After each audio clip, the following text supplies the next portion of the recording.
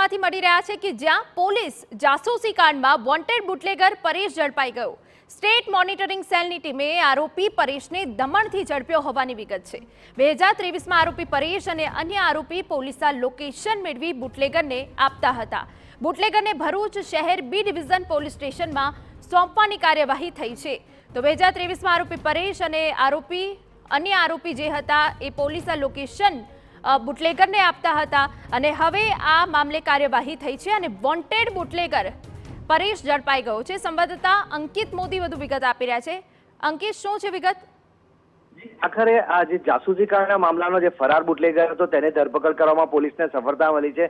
State monitoring સેલની ટીમે આ આરોપીની ધરપકડ કરી છે। જો ગુનાની વાત કરવામાં આવે તો બુટલેગરો જ્યારે પોતાના દારૂનો વેપલો ચલાવતા હતા ત્યારે તેઓ પોલીસનું લોકેશન મેળવી અને જે તે સ્થળે જો પોલીસ આસપાસ નજરે પડે તો પોતાની કામગીરી અટકાવી અને પોલીસને ચકમો આપી ઘણા સમય સુધી પોતાનો વેપલો ચલાવીને રાખ્યો હતો।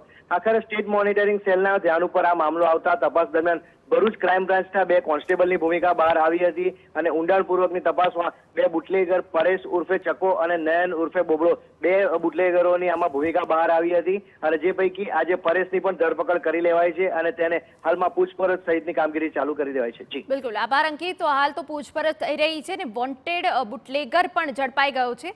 સ્ટેટ મોનિટરિંગ સેલની ટીમે આરોપી પરેશને દમણથી ઝડપી પાડ્યો।